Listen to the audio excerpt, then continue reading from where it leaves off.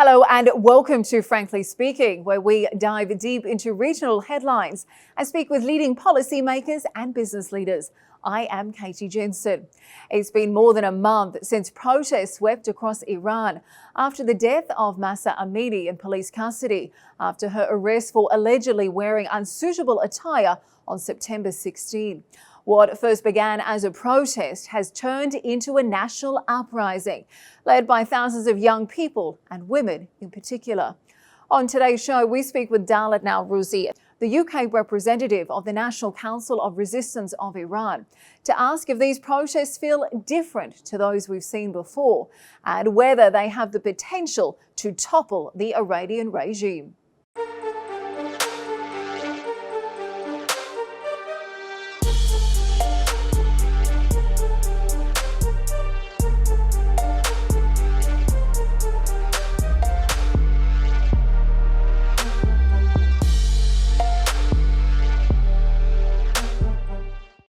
Ms. Nowrouzi, thank you for joining us on Frankly Speaking. Now, we have seen Iranian protests several times before, but until this date, they have never achieved regime change, nor even better living conditions for Iranians who reject the rule of the mullahs. So, frankly speaking, do you think these protests are going to achieve different results, and why? Well, absolutely, yes. Many things have been changed. As you have said, many major uprisings has occurred in Iran during the past 4 decades. But I can say particularly the last one that you may remember, November 2019 and January 2020, that the regime slaughtered some 1,500 protesters and over 12,000 were arrested arbitrarily under severe torture.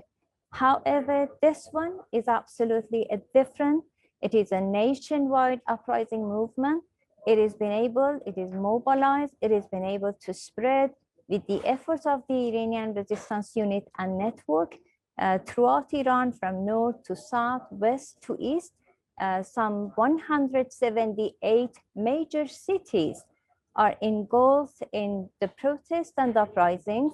And I have to say, it covers almost all the 31 provinces throughout Iran. And this time you will see all different sectors of Iranian society involved. It may have started because of the brutal murder of the young lady Mahsa Amini, because of the so-called under the pretext of compulsory veil. But everyone knows in Iran that it was an act of repression, and the brutal murder is to impose the repression against the whole public. Yet it sort of worked as a spark over an already a state of explosive in Iran. Iran is really, you could say, an explosive battle, and the mullahs and the officials of the regime on many number of occasions have warned each other that soon it may be, or they may be, facing a nitrate of discontent being exploded throughout Iran, because they know about all the crises that they are themselves responsible for. So this time, the protesters have very clearly chanted the slogans, "Down with the dictator, down with Khamenei." They say he's a murderer and his rule is illegitimate. And they say that we will go until we get back our country. So no doubt that because of its mobilization, because of involvement and engagement of all sectors, especially women, youth, university and school students, high school students, the pensioners, the retirees, all the academic sectors of Iranian society, the workers, and you could say mainstream is behind this change, because they're simply fed up because of the extent of crisis. Well, certainly one key difference I think we've seen has been the role of women, has been the role of Iranian youth as well. It's been hard to miss watching these people take to the streets as we've seen all these social media videos come out. What do you think has been the key factor in breaking down the fear barrier for these protesters, particularly the women and the Iranian youth? Yes, absolutely. As you mentioned, it is the best indication to show to the world community that Iranian people, particularly women, as the prime victim of this misogynist, brutal regime, are very much determined to bring about the change. They are fed up They want democracy, a democratic republic with separation of religion from the state. And so there is no way that any longer they would tolerate the inhumanity, barbarism, repression, aggression of the mullahs, their export of terrorism, their acquiring nuclear weapon, and all of it by stealing the money and the national revenue of Iranian people's oil and gas, but spent by the mullahs on destruction rather than construction. So people are quite well aware and informed, and despite brutality of the regime, they can no longer fed up the kind of aggression and repression and misery. The mullahs acknowledge 80% are living below poverty line, and Iranian people are sitting in a country with main oil wells as well as gas reserves in the whole world. And why is it? They understand that the extent of discrimination, the extent of social economic crisis is because there is a corrupt regime, a repressive regime in power, and no longer they would want to tolerate it despite the repression, but they are willing and determined. And very clearly they say, down with Khomeini. And we know, as far as I can tell you, this movement has been involved in the past 4 decades for bringing a democratic democracy and a democratic republic in Iran. So I can assure you what is happening now is not going to stop, and they are on their way for a new democratic revolution to take place in Iran soon.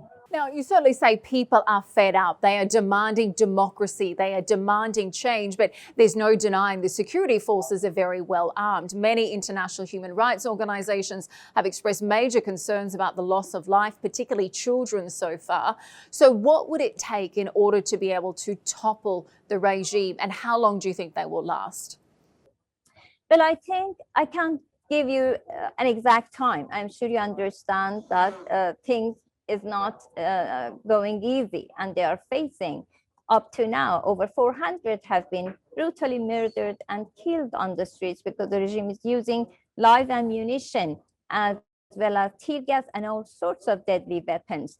There are also some 20,000 arbitrary arrests of the protesters. Just a few days ago, we had the information that 2,000 of them, especially youngsters and university students, were taken to a very notorious detention center called Brigade Number 6.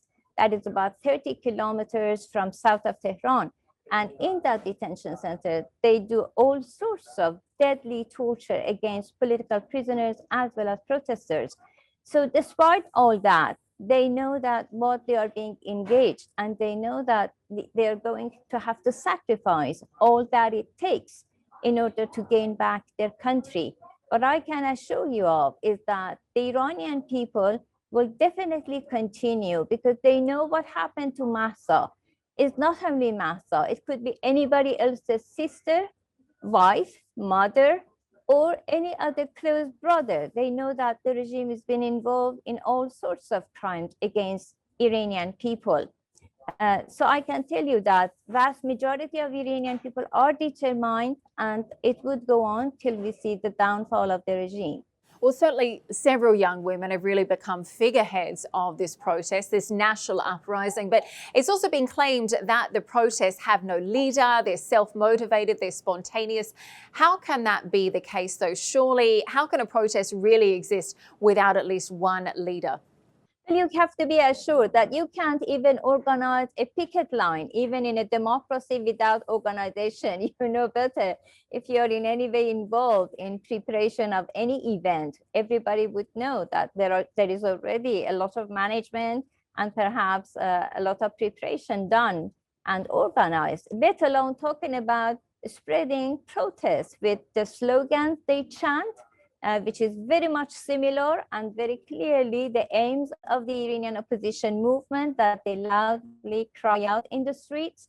You could see from the kind of tactic they use in trying to prevent the Revolutionary Guard Corps, the IRGC, that is a very brutal, notorious repressive regime responsible for the crackdown on demonstrations, but how people are challenging it, particularly the youth, You could see the clashes between them, but they do so because it is their legitimate right to defend themselves when they are being faced with such kind of aggression imposed by the so-called officials of this regime.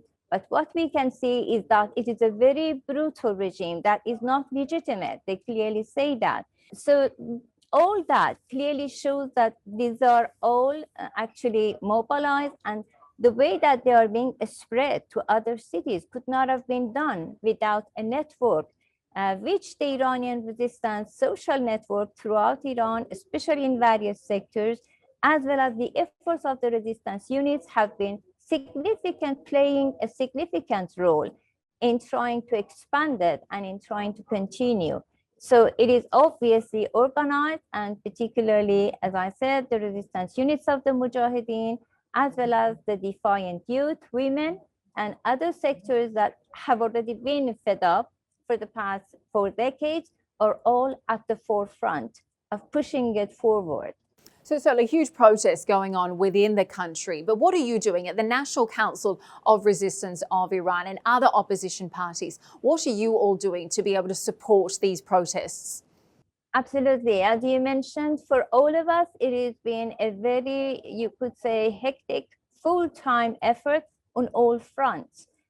We have had our offices and our representatives working in various bodies of the United Nations, whether in Geneva, as well as in New York, in the United States. There have been offices of the NCRI and the resistance, and particularly the Iranian diaspora that outside Iran, many various Iranian communities supportive of the Mujahideen or the Iranian resistance NCRI actively are working with members of parliament, members of the US Congress, US Senate, in almost all parliaments in Europe, particularly at the European Parliament. There have been already many initiatives taken. Perhaps you have seen the positions of many foreign offices and foreign ministries of various European countries, as well as Canada, Australia, and the United States. And also, I am sure you have seen the resolutions passed by many various political parties, major ones, and also at the Council of Europe, the General Assembly of the Council of Europe. Perhaps the resolution 118 in the United States Congress was a very strong one, supported by over 260 of members from both from Democrat as well as the Republican Party, which again shows that such kind of effort and support on behalf of the diplomatic and elected representative of the people in Europe and the United States, there is a consensus amongst them when it reaches a point that they support the Iranian opposition movement and the protests of Iranian people for a regime change and for democracy and a democratic republic, and that they are on the side of millions of Iranians demanding that freedom. So I have to say that we do a lot in order to get the news out of Iran, to disseminate them, and to gain as much support and to persuade the government, particularly to impose decisiveness and firmness in dealing with the mullah's regime, and actually stop in any sort of appeasement, which perhaps you have seen on various occasions and on different issues. There have been incentives provided or concessions provided to this brutal, aggressive regime. And the time has now come for all of it to be stopped, and for the Europe and the United States and the world community to stand with Iranian women, Iranian youth, and Iranian people as a whole for this change. Well, you've just mentioned yourself that a lot of the opposition is outside. You personally are based in London. Do you not feel that it's time to get back to your own country and take matters into your own hands? Well, as you know better, there is a very strong link between the opposition movement, the NCRI, the National Council of Resistance, especially its backbone force, the People's Mujahideen Organization of Iran, with the social network inside the country. Perhaps you have seen many of their activities, not only in terms of publicity campaigns that they do, and also a lot of the writing slogans, hanging posters, and many other efforts that they do inside the country. But there is already the link. As far as it concerns us with the opposition, you know better that for many years, because of the extent of atrocities of the regime, it is not possible, because definitely we would be right away arrested and executed because of our opposition to the rule of clergy and to this religious dictatorship.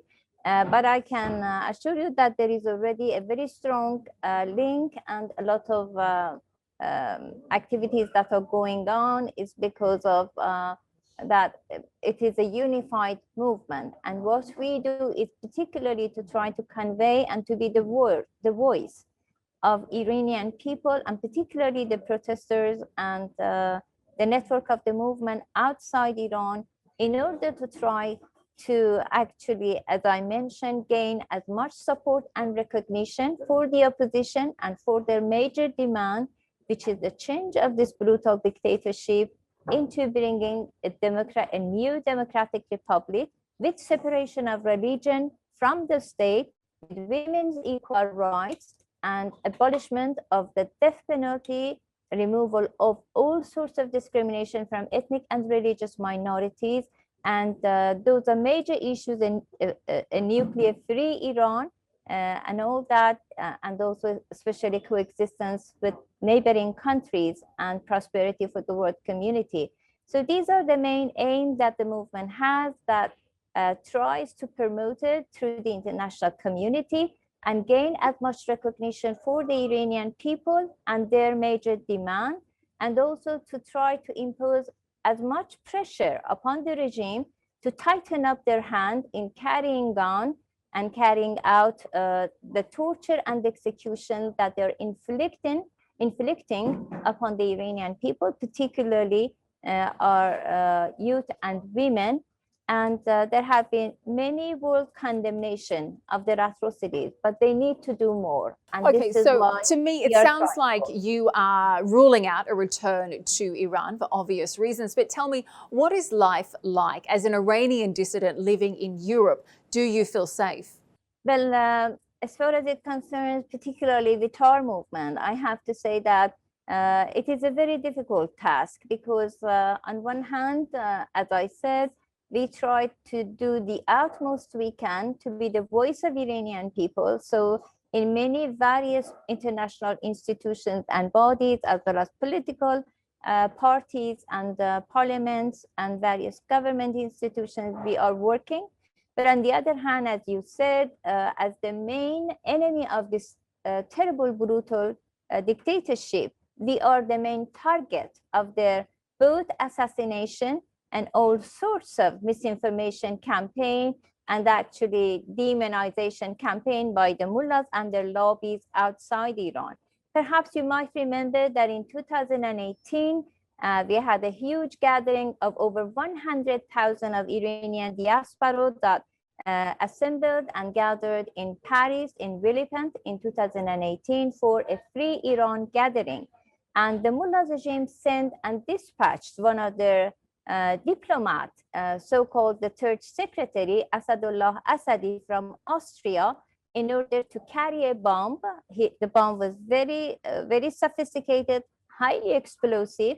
He actually carried it out in his own personal suitcase, in his diplomatic suitcase, and actually transferred it from Tehran using the regular airline, Austrian airline, and then he actually transferred it to Vienna, and from Vienna, he took a car and he actually passed through 4 or 5 major European countries, and in Luxembourg, he handed it over to a terrorist network to blow up the bomb in this huge gathering, where at least over 1,000 members of parliament from all 70 various countries of Europe, the United States, as well as in Middle East, had already participated, and many highly influential politicians coming from all over the world.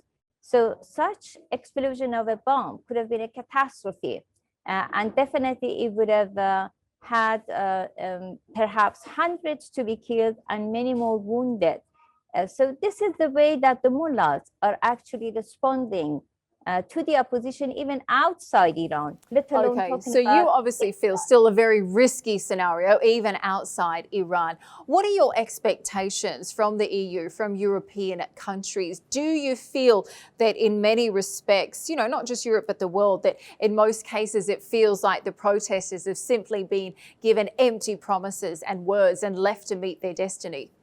Well, actually, I think perhaps it's a very good question, I have to say. I think they can play a very important role in order to actually side with the Iranian people and their major demand for freedom and democracy. In order to do that, in our view, they have to do a lot more than just their verbal condemnation of the atrocities of the mullahs, both in terms of the executions as well as the arbitrary arrests that they have been involved during the past several weeks in this recent protest.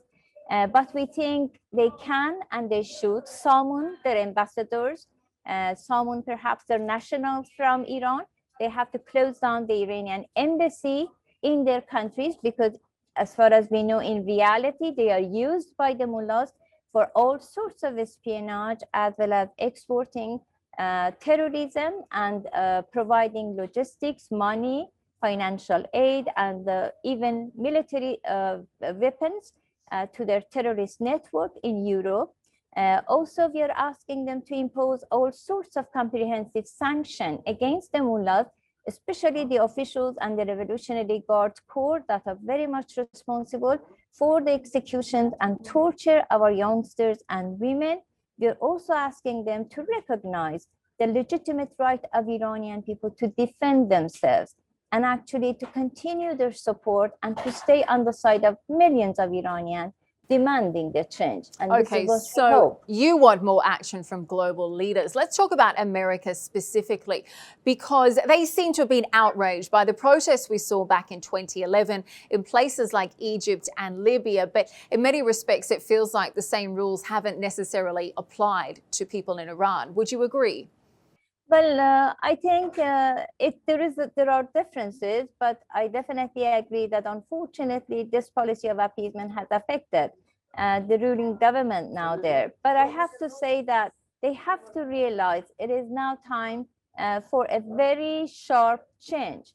As far as the US Congress is concerned, I can tell you it's a different case because particularly in this recent resolution 118, 260 members of Congress strongly supported Iranian people's protest.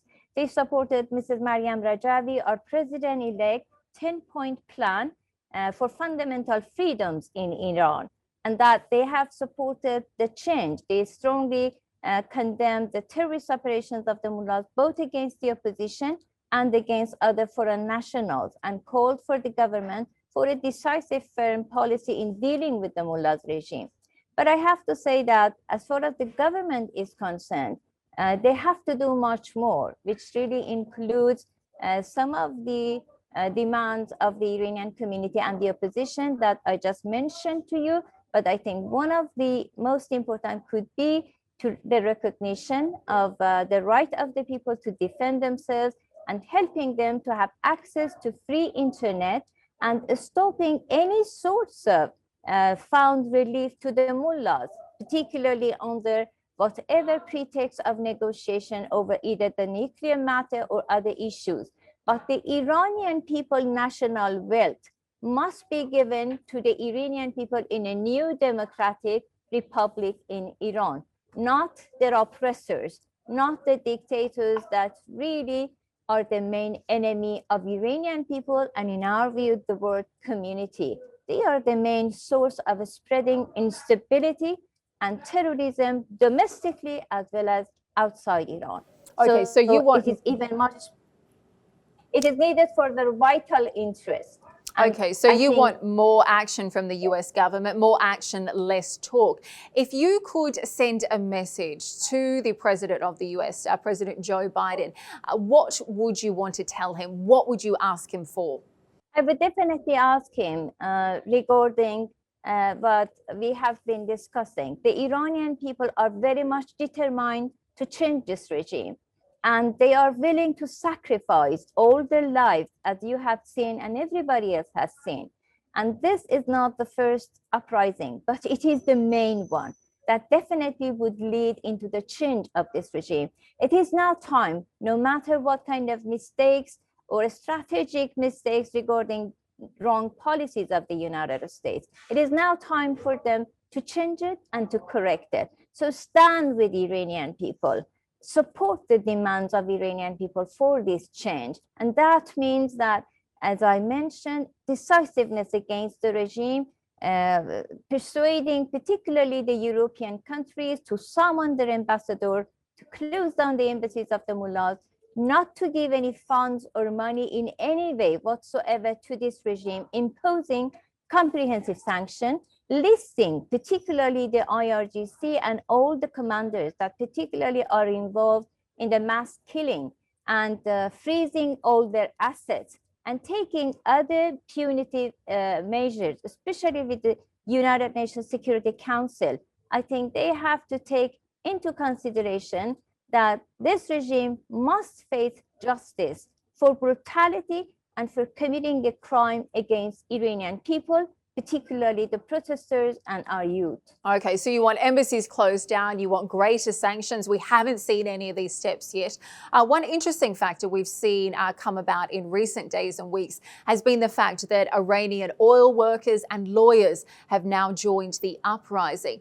What is the significance of this, particularly given the historical significance of oil workers taking part in strikes in the past? Could this give more impetus to the movement, which frankly is little short of a revolution? Yes, absolutely. It is very effective. And as you very correctly mentioned, particularly the oil workers and in biochemical workers in Asaluye and elsewhere in Abadan, in Ahvaz, in the major gas well provinces of Iran. It plays a very important role because it can break down the mullahs' economic aid, particularly as far as money and trade is concerned. So it would, in a way, tighten up the hands of the repressive regime in order to finance all their atrocities inside the country. And it also gives a boost to already various sectors that are involved and have given up a lot of their, as I said, they have sacrificed many things, including their own lives, in order to be able to make sure that the protest would continue